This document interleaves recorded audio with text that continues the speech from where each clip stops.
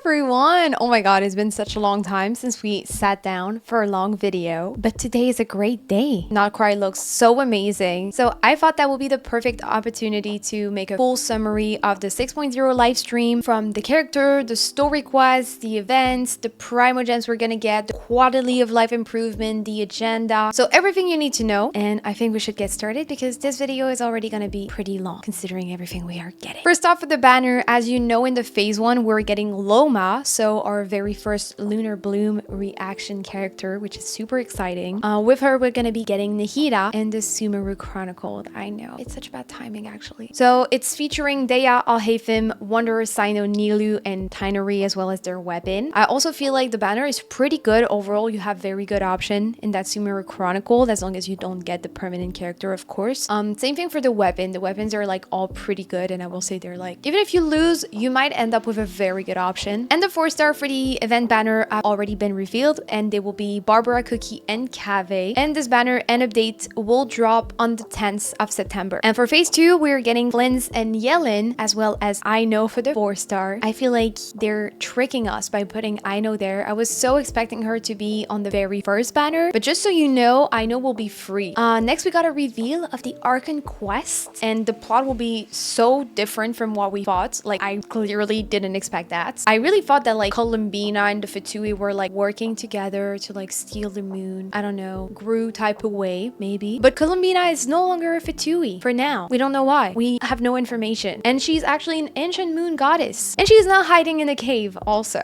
From the Fatui, I think. She's hiding, at least. But we can go and see her. We can go and talk to her in that cave, which is very exciting. And it looks like the main villain in this quest is actually Sandrone. And she is such an amazing villain. I'm so excited to see what it will be about in the quest. And she's working with the Fatui to steal or do something with the moon. Once again, everything is about the moon. It is also important to note that the story quest for Flynn's, Loma, and I Know will be integrated in the Archon quest. It is not something permanent, it is just something for this specific Archon quest, and it will give the reward that we usually have for story quests. So you can get Flynn's and Loma's material from doing the Archon quest, because those quests are all integrated in like one quest. We also have new type of like story quests that are called meeting points, and I absolutely love the concept of those quests.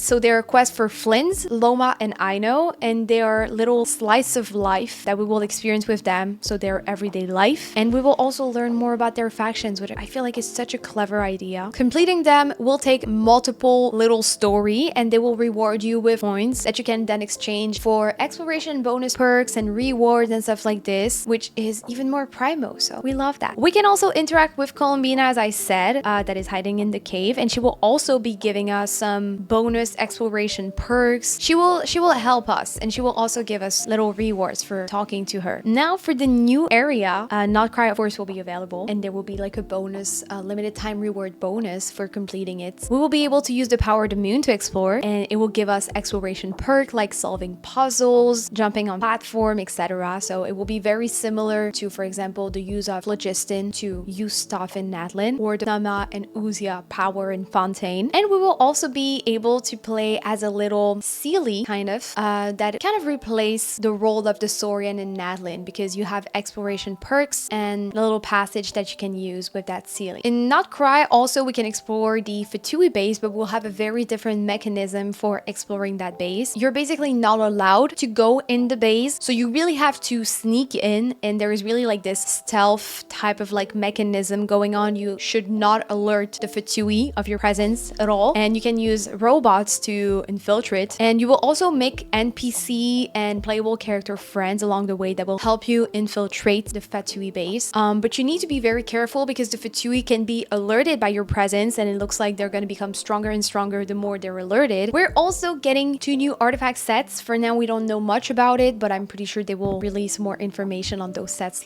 before the update is dropping. 2 new world bosses are also available. We have the Radiant Moonflies for Loma and the Knuckle Duckle for I Know and Flynn's, and it is also a testing robot that you can fight just for the fun of it. It gives you little challenges to fight it, and as well as being a little world boss that can drop material, you can also talk to it as I Know or Inifa to get little parts to change the appearance of their little companion robot. Now for the anniversary, we got 110 pool, 1600 Primogems, Primogems, 1 Dust of Enlightenment, a bed to sit on with your friend, why not? A companion, 1 Sanctifying Elixir, and 2 Fragile Resin, and a free permanent 5-star that will be given to you for. So very classic in terms of anniversary rewards. It's very similar to what we got the other years. We only have 4 limited events, so Cling Clang Clashes, Light Linear Journeys, Dodoko Blow Up, Adaptive Bomb, Artifact Bonus Domain events. But we have a ton of new permanent events, okay? We have the Valiant Chronicles that are the equivalent of the local legends for Nadlin. We have a new mode in the Imaginarium Feeder, Lunar Arcana, that will give 200 Primogems extra from the 800 we normally have. So now the Imaginarium Feeder is actually more rewarding than the Abyss. And you can also get cards from it that are just collectibles, and you can exchange them with your friend if you want. So we also have new songs in the repertoire of Myriad Melodies. I keep on forgetting that this thing exists and that it gives Primogems. And Traveler Tales is now permanent. It doesn't give Primogems for what I've seen. At least I don't think it does.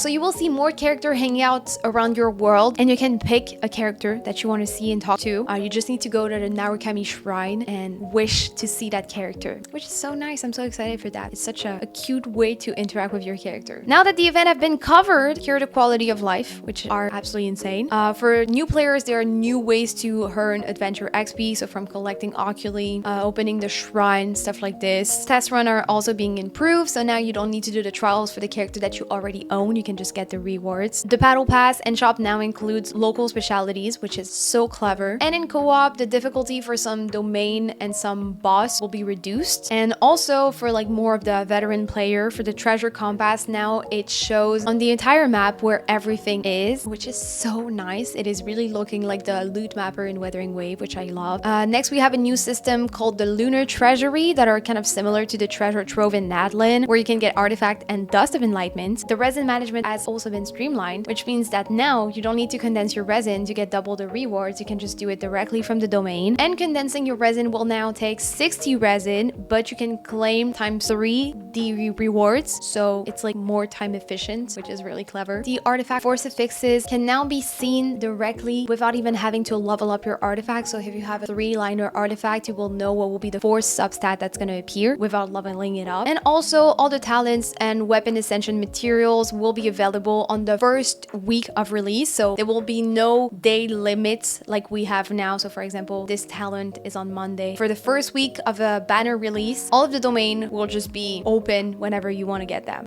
Now for the biggest changes, we have a new event called the Temper Thyself and Journey Far. So it will let you choose free constellation for a 5-star character that you already own. And it's from a selection of 25 characters for now. I don't know if they will change it. It looks like they will at some point. So every 3 months, we will be able to claim 1 constellation by doing some daily, weekly mission for this character. And it will take around 2 weeks to get the constellation and complete all of the daily mission. And there is also a brand new item, the Masterless Stella Fortuna, which raises the ascension cap of the character from 90 to 100. And you will receive this item when you pull past a C6 of a 5-star character. So if, for example, you had a C7, C8, C9 of like a permanent character, you know, some months ago, you will receive that item and you will be able to increase the cap level of whatever character you want. You're the one to pick. Pick wisely because it will be a hard material to obtain. And now for the reward, here is my little calculation. I really hope that everything is correct. So if you are free to play, you will get an approximate amount of 20,820 Primogems, so 130 pulls. And if you add to that the Welkin, you will have around 153 pulls. I would say that's a pretty decent amount. That's over 2 5-star. And the 5.0 update rewarded us with approximately 124 pulls for free to play. So we have an increase of 6 pulls since 5.0. Good, great job. For the schedule now, the update drops on the 10th of September. But before that, as I said, I would recommend that you pre-register for the web event to get the full 100 Primogems. And also the Moonlight web event is coming out on the 1st. The main event Cling Clang Clash is dropping on the 12th. The new Abyss on the 15th, as always. Stygian Onslaught on the 17th, so 1 week after the drop of the new update. New web event on the 24th and the 28th. The Dodoko event on the 29th. Flint and Yellen banner will be on the 30th, with the Imaginarium Feeder coming out approximately on the same day. Overflowing Favor on the 6th of October. Light Leaner's Journey on the 10th. The Abyss will reset again on the 15th, and the update will end on the 21st of October. From the calculation, the usual ones, we can believe that the 6.1 live stream will be on the 10th. So that is all for the 6.0 live stream. There isn't a lot of events, but there will be a lot of stuff to do in the game. I don't really know exactly how much you will get from phase 1, but the vast majority of stuff that you're going to be getting are going to be from permanent content like quests, exploration, achievements, all those things. Feel free to let me know in the comments what character you're going to be pulling for, what constellation you're going to be picking, and also what free permanent 5-star you're going to be going for, because there are so many characters that we're going to be getting in 6.0. Feel free to let me know also if I missed anything. I would be more than happy to make more of those like informational guide video in the future. So let me know if there is any way that I can improve. I hope that you will all enjoy the 6.0 live stream, and thank you so much for watching. Bye guys!